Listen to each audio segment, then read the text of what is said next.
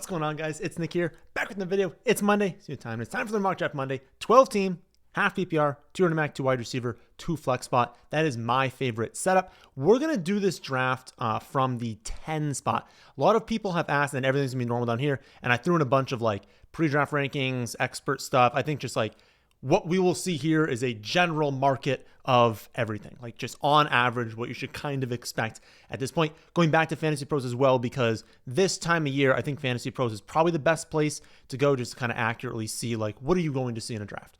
But if you were in a specific league, I would probably click that as a pre-draft rankings.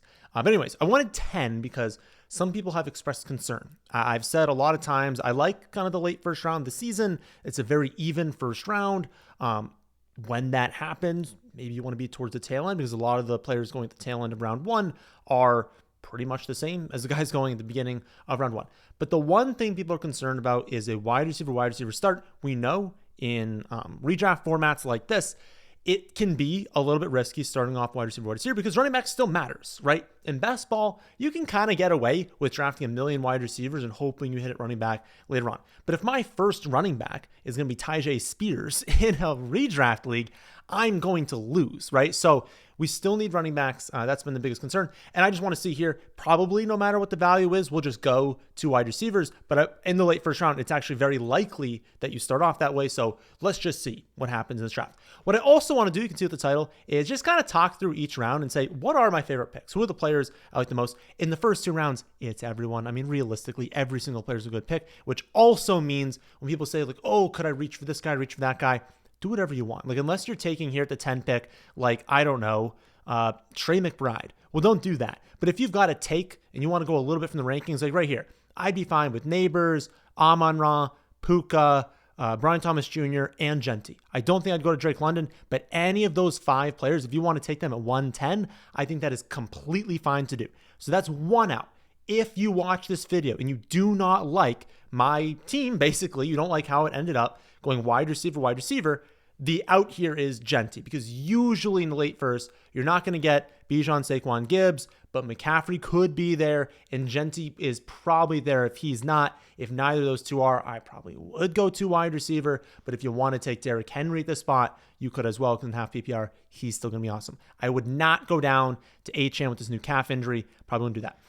In round one, again, it is pretty much everyone. If I had to pick my favorites, I would say like McCaffrey's one of my favorites, Nico Collins, Neighbors, Puka, Gibbs, Jamar Chase obviously being 101. Those would probably be my favorites in round one. Again, there'll be more insightful takes when we get towards the middle and late rounds. Again, first 2 rounds, everyone's awesome. So what would I do here?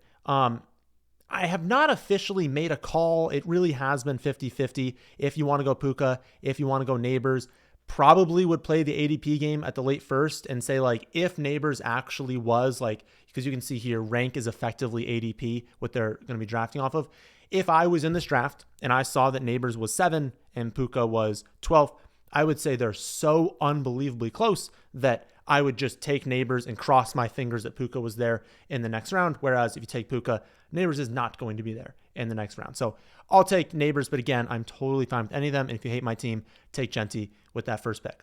So we'll take him and I'll pull everything up after. And great. Okay. So this will be a great example of what we can do after we go Puka, Amon-Ra, Drake London go, and then Genty. So we'll take Brian Thomas Jr. and we will see how this draft takes shape going Neighbors and Brian Thomas Jr. Again, the late first round is pretty awesome this season because in a normal year, if you had Brian Thomas Jr.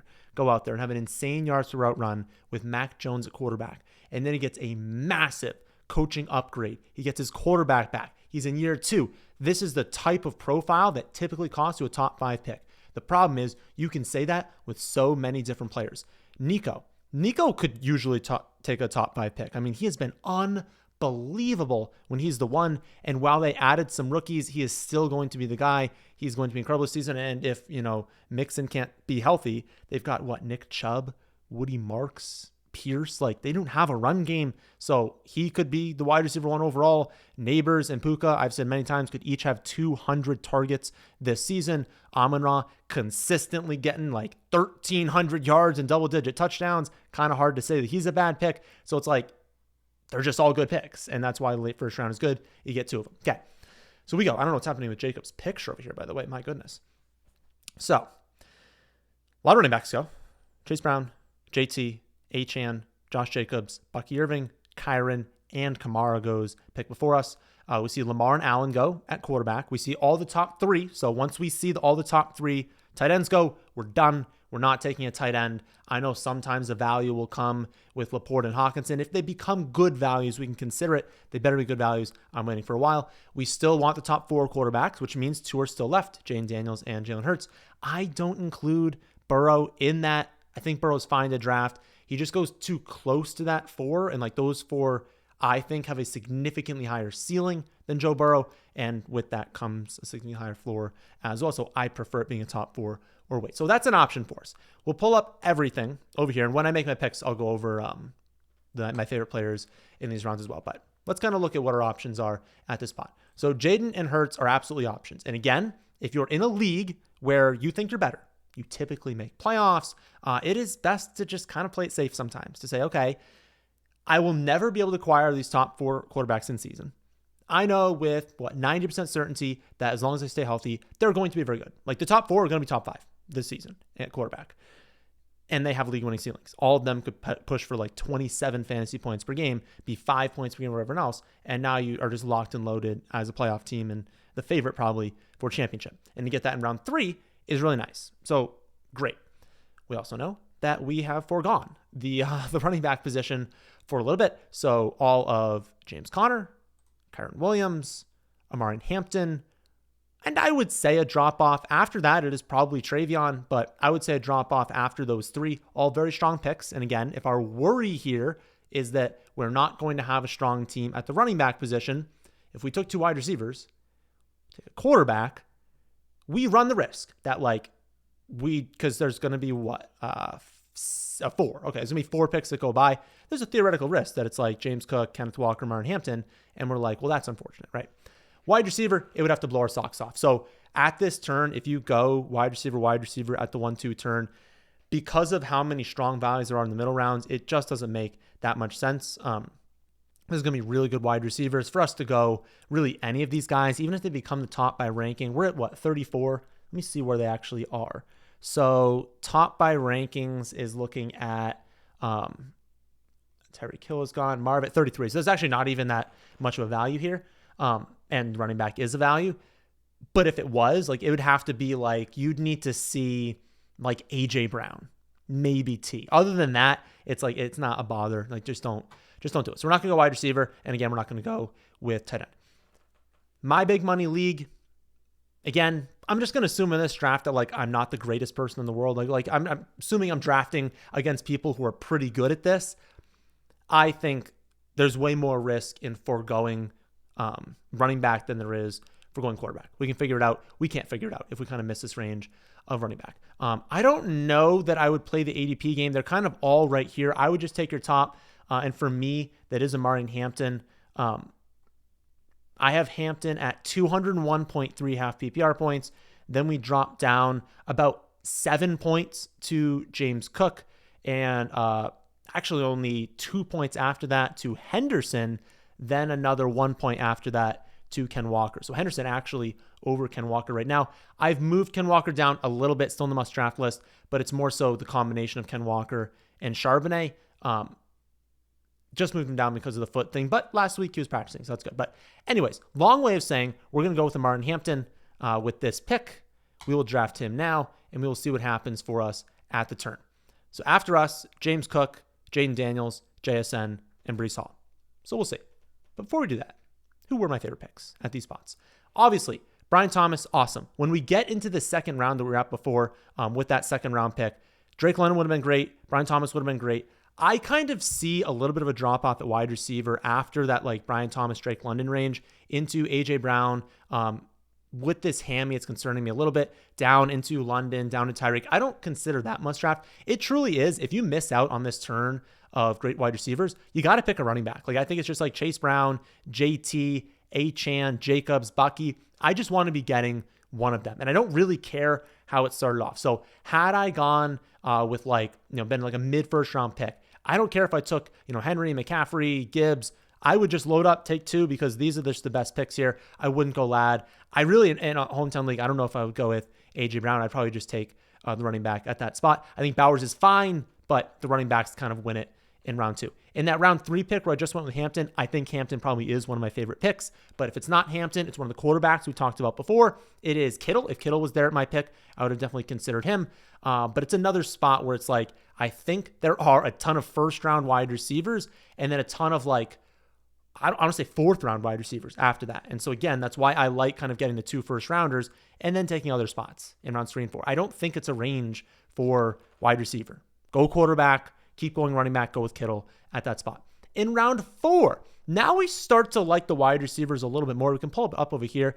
I mean, Garrett Wilson, I have my reservations, but in round 4, I have less reservations. With our team, we probably won't do that, but I don't mind him. Another player where it's like, if I'm feeling like I can make playoffs, he's kind of a floor play for me. I don't think he can really be a top 5 wide receiver, but he's probably going to have like a 25% target share. And so floor-wise, it's probably a decent play. Adams, if you're not scared about this health of Stafford, which I'm not, I like Adams. You guys know I love Marvin Harrison Jr. this season.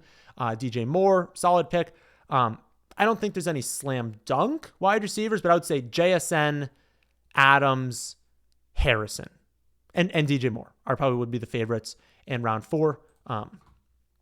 Don't think there's any tight ends that would make kind of my favorite picks. Jalen Hurts would definitely be amongst those favorites there. And then Ken Walker and TreVeyon Henderson. I think that would kind of be like the players you're looking at in round 4. I do think this is a big call if you wanted to go Hurts or TreVeyon here. Because remember, we said TreVeyon over him. I have TreVeyon at pick 34 and Jalen Hurts at pick 35. And I do think I would play it safe. Again, in a hometown league, I think I would go with TreVeyon. I would say I didn't take a first or second round running back. We can pull my team up right here. But I've got 2 wide receivers I'm in love with. I'll take Hampton. I'll take TreVeyon. I'm set at running back now. We're even. I love being even through 4 rounds with this setup, especially 2 flex spots. I think that's kind of the move.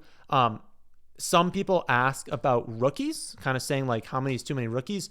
One, I know it sounds weird. I sort of don't consider Hampton a rookie. I would consider TreVeyon rookie, but Hampton in the sense that like we know with rookies, it's like we're scared of the role early in the season and we're like, what's it going to be, right? You're a rookie. I don't know the role. I don't know if you're going to start slow. I'm not worried about that with Hampton. Like Hampton is going to get a ton of touches from week 1. You could consider him a year 2 or year 3 player and that like we know what it's going to be. Maybe he's not a top 3 running back right from week 1, but he's going to be a running back 1, and we can feel really good about the production there. So I wouldn't consider that. It'd be more like the middle rounds. Like if we start going with like, Travis Hunter, let's pull up the cheat sheet again over here. If I were to go like Tet, Travis Hunter, Egbuka, mixed with like some rookie running backs like Caleb, like all of a sudden now we're starting to be way too aggressive in the middle rounds taking these guys. So these studs in the early rounds, I don't consider it as much. I wouldn't want to be starting like 4 rookies past pick like 4. Like I wouldn't want the rest of my starting lineup to be rookies. But if we mix in a few rookies to starting lineup and then take shots on the bench, I think that's totally fun to do. I wouldn't be too worried about that. We like building teams that peak in the second half. Okay. After we go TreVeyon. Looks like kind of the players we talked about being good. In round 5, it goes Harvey, Metcalf, Pollard, Devonta, Swift, Laporta, Aaron Jones, Burrow, and DJ Moore, the pick before us. That's a little bit unfortunate. Amongst these guys, I think Devonta Smith is a great pick. I think DJ Moore is a great pick. I like the potential of DeAndre Swift, but I'm still not convinced he's going to have 1 million touches this season. And I like the potential of RJ Harvey as well. Of course, I would consider him a rookie for sure. I think it's more of a slow start and more of a later breakout for him. So if I drafted Harvey, I'd be more cognizant of not getting too many rookies on the team. So we'll see who else is here. At running back, this is not a range I like. I'm not super in on Pacheco. I like Tyron Tracy, but I don't know. I mean, where do I even have Tyron Tracy Jr. ranked right now? I have Tracy Jr. as pick 83. Okay, we're at 58. Like this is too early for some of these running backs. I like him. I like Jaylen Warren. I like Jordan Mason. I like Charbonnet, but not in the 5th round. I don't want to be touching these guys. So I think great. Again, that was the risk of kind of putting Hurts there was, well, we need a running back. And if we get into this range where we keep not liking running back, that can be dangerous for us. So we take the 2 wide receivers. We take the 2 running backs. I don't think we go running back with this pick because there's sick wide receivers still on the board. And it's a 2 flex spot league. I mentioned that before. It's my favorite format because it kind of allows you to be flexible in the draft. Everyone's viable here. I'm pretty sure Tet is going to be my top guy. I have Tet at 43. We're at 58. So we are locked and loaded with Tet McMillan. But it's Tet McMillan. I'll just list off, even if they're drafted. Like the wide receivers after that in my rankings are Tet, Worthy, DJ Moore, who I think both of them are gone. They are gone. Pickens, Devonta Smith. Was Pickens? Pickens is still there. Devonta Smith, we said, got drafted. So Pickens isn't available. J-Mo, definitely a good pick. And then obviously we just wouldn't be drafting any of the other ones quite yet. I will say, like, Sutton is another player where I'm not super in on him from a ceiling perspective, but if I wanted to play it safe, I wanted to get someone that I know is going to be good. I know every week can provide me like low-end wide receiver 2 production very consistently. There's no chance that his role is going to be bad. There's pretty much no chance that he's like a top 10 wide receiver, which at times is still what I'm targeting in this range. But if, again, you think you can build a really strong team and just make playoffs as long as you don't make huge mistakes, Courtland Sutton would be a player I would add to a list on that team. We're, again, kind of anticipating that I'm playing against like really good opponents here. I would take Tet. It's another rookie. So that probably goes third in my mind of like, okay, I've got Hampton, I've got Henderson, I've got Tet. I do want to start pumping the brakes in these middle rounds and maybe trying to not draft too many rookies. This would be my third one. Again, I don't consider Hampton as much, but that would be the beginning there.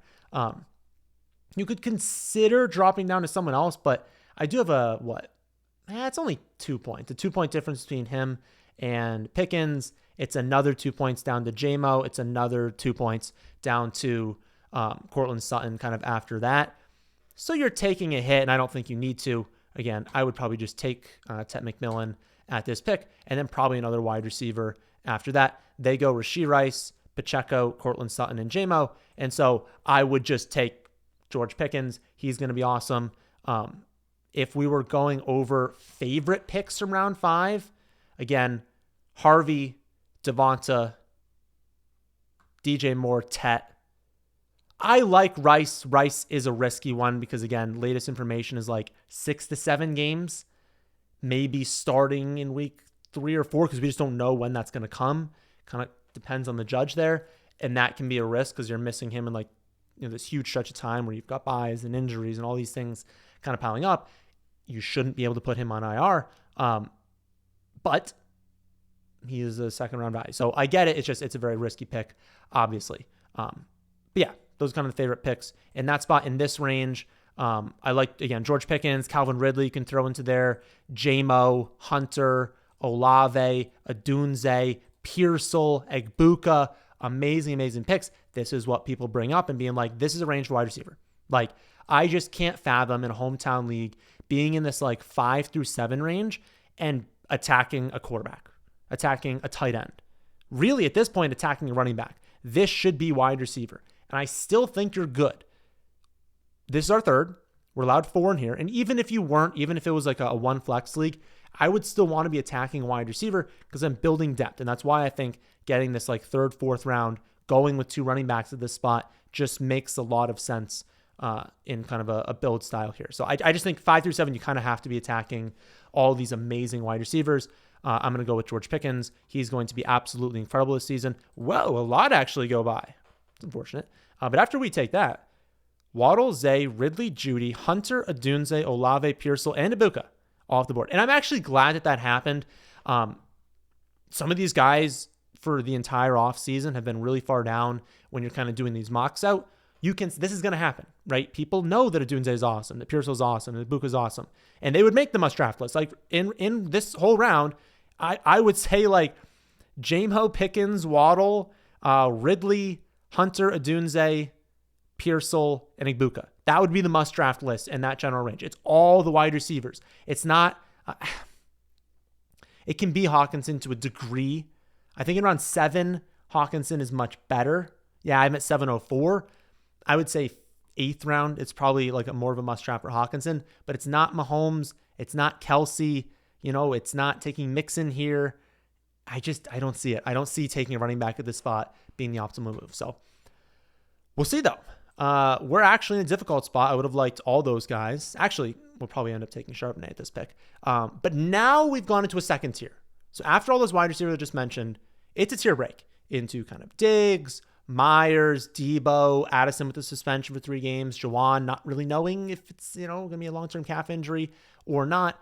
Probably a tier break after that into kind of your like Golden, Downs, Pittman, Keon, Mooney sort of range. Wouldn't probably throw, Godwin, he's kind of missed the first at least 4 weeks, probably 6 weeks of the season. So I don't really know how to consider him in there, but it's a tier break. And now we have 4 wide receivers, so we don't necessarily need to be attacking the tier break. So I probably wouldn't go wide receiver. I wouldn't really go tight end.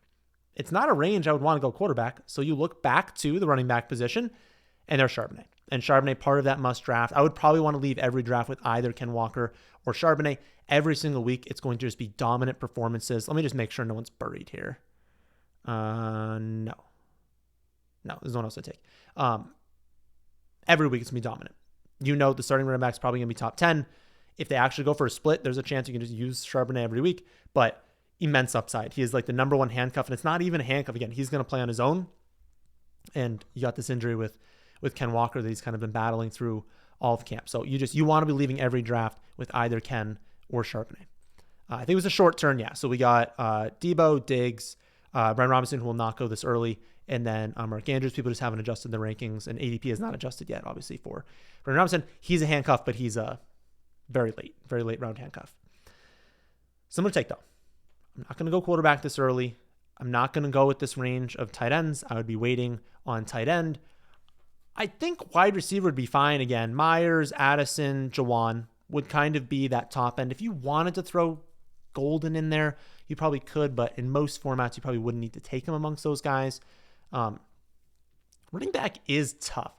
I know a lot of people are very excited about Krosky Merritt. I kind of aired in the Saturday video my concerns with him. I have him at 1006, pick 114, so not top. He's not top. I've said concerns about Etienne. I still would take Etienne over him. I would take Dobbins over him. I just don't think you can take him in this range, but we'll see if he falls further. But yeah, it would be Etienne. It would be Dobbins. Scatterboo, you consider at this spot if you want to take some upside. Other than that, I don't know that anyone deserves to go in this spot. My gut would say take the end of the wide receiver tier and then kind of see what happens. Probably those guys get taken, but then we take an upside shot on Tootin maybe. Maybe go Tootin after this.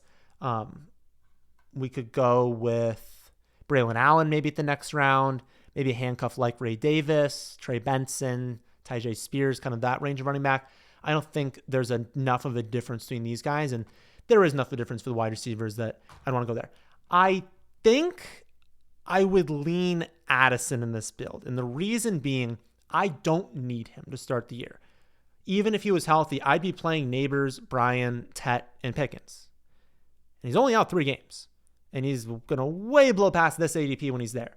So I'm cool just kind of holding him for 3 games. I wouldn't do this if I was thin at wide receiver, but I'm not. I took a ton of wide receivers. So I think that's the move, is just kind of when you're set. This thing's kind of annoying. I wish I could get rid of it. When you're set, just take Addison and know you're getting like a 5th round player in a couple weeks. Like, it's not really that long to survive without him. After we go, a lot of running backs, honestly. And so Braylon goes. Looks like Tootin is still going to be on the board, but it's Tank, Etienne, Dobbins, Braylon, Judkins, Stevenson, Ford, Najee, Javonte, and Krosky Merritt. And then kind of the wide receivers you'd think about. Another, is it all the Green Bay players that have the weird face thing here? Because Jaden Reed, we'll see when because he hasn't gone yet. We'll see when Golden gets drafted if it's Green Bay. I don't know why. That would be intriguing. But anyways, if we were talking about must draft, again, we kind of did it through the round before. In round 8, kind of tough to identify. I really like Stephon Diggs. Addison, I would say, just drafted him. Myers. I don't know that I would call Braylon this early in must draft, but if he can fall further than this, I would say decent pick. Really, amongst the guys that went, that would probably be all I would single out. And then in round 9, Jawan and whoever we take here. But I wouldn't, this isn't like a strong range of the draft. Golden, I would say, and Scadaboo, Golden, Jawan, those would be the best plays in this general round 9 range. I would start considering tight end at this spot because I would assume that kind of some people who have been on the sidelines would start to pay attention a little bit more. We only have 4 bench spots. It's not that we necessarily need to save quarterback and tight end until the very end of the draft. So you'd start to see teams that kind of already took one, maybe thinking about a second one. Teams that took like Kyler, Fields, Mahomes, Bo. They might start getting antsy and be like, oh, I really like some of these quarterbacks, and they might go after quarterbacks. So this would be the range where I'd be like, okay, like we've kind of banked on it for a little bit longer than we necessarily need to. Maybe we can go after it now. But I would say more so the tight end position, right? Because we've got, Tyler Warren is probably the top one. But Tyler Warren, Ingram, and Tucker Kraft would probably be the top 3 with Colston Loveland kind of right after that. That range of tight end is really strong here. Baker is the top quarterback, but the difference between Baker, Dak, Purdy, May, Caleb is just so small that I really wouldn't care, and I wouldn't expect everyone to draft a backup quarterback at this spot. So we're going to be at a turn here. This team has a quarterback. This team has a tight end. I would say we take one of Scadaboo or Golden. We take a tight end after that. And then we take a quarterback probably at this next turn. Between Scadaboo and Golden, I think there's merit to both of them. I don't know how heavily I want to invest in the Giants because I already have Neighbors. So that's the hesitation. It's also another rookie, which is fine because it's my bench, but I guess they're both rookies. But I just don't know how much I want to invest in the Giants. Although, to be fair, everyone has a negative mindset of the Giants, but honestly, both looked good. Like, both quarterbacks look solid. It's going to be Russ for, I would say, the first half of the season for sure. But Jackson Dart looked pretty good in the preseason. So their quarterback play is going to be way better than it was last season. And there are people out there that think Scadaboo's definitely better than Tracy. I don't know that I'm in that camp, but I'm in the camp that's like, I just don't know the answer. And so I think it's probably safer for me to grab Scadaboo, get the 4th running back instead of the 6th wide receiver. Yeah, that's a smarter play for me. So we'll do that. We'll take Scadaboo. No tight ends go. I'm pretty sure at tight end, I have Tyler Warren first here. Yeah, Tyler Warren just ahead of Ingram. Dude's playing every single snap. He's getting a million targets. Like, he's going to be awesome this season. There's really no case to be made that he's going to be like bad this year. All right. So we get Warren. We probably go quarterback after this. And then we draft 3 more, just mixtures of running back and wide receiver. I don't think you need to double dip in a lot of leagues. I've kind of backed off that stance, especially if I go Warren. Like, if my first tight end was like Dalton Kincaid, I'm taking 2, right? Even like maybe Dallas Goedert or like Pitts, like those guys, I'm taking 2. I feel good enough about Warren where it's like, I'm just going to play him. And whichever quarterback I end up taking here, which is probably going to be my guy Drake May, but I actually think I have Purdy projected. Actually, no, it's on that page. I think I have, Purdy. Oh, okay. It's 0.3 points. I have Purdy. So I just like Drake May. I think I want to just draft him, but I don't think it's as needed now that I kind of look things over and say, there's still some really good options at running back and wide receiver on the bench. Like, I definitely wouldn't double dip on both. Do not take a backup quarterback and tight end. I just don't think this range of quarterback is needed to double dip on anymore. They're really strong picks. There's no real need to take 2 of these strong picks because someone decent is going to be there on free agency. So I would just keep going running back and wide receiver, and I would probably just single dip on these guys. So we will take Drake May with this pick, and then, a running back, probably 2 running backs and a receiver, defense, and we'll call it a day. If we go back and we do kind of the favorite picks in each round, I think we were through 9. So we have 10 and 11 were the kind of the 2 that we just did here. I really like Downs, Tyler in round 10. Downs, Tyler Warren, Keon Coleman, Shaheed, Tootin. I love Tootin. Would have been a really strong pick for us if we weren't going kind of tight end yet. Tootin might be my favorite at that spot. Pittman, I would say. And then 11, probably Keenan, May, Luther. And you could throw Spears in there. The one thing with Spears is if it is really a high ankle sprain, it's kind of taking him too much time. It's like, can this kid stay healthy? It's like we already have to, have all these injuries with Marshawn Lloyd. It's like, I like Spears, but the man was not healthy last year. So can he stay healthy in this year? Those would probably be the top picks in this round, round 12. I would say you're looking at wide receiver, you're looking at Mims.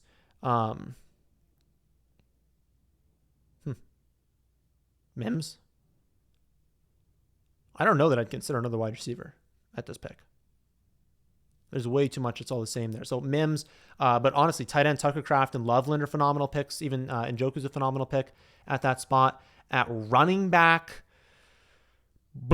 that's not good. I would probably take the 2 running backs at the next one because we have the long turn here. I would probably take Mims. I'm done at wide receiver. And then, it's not good.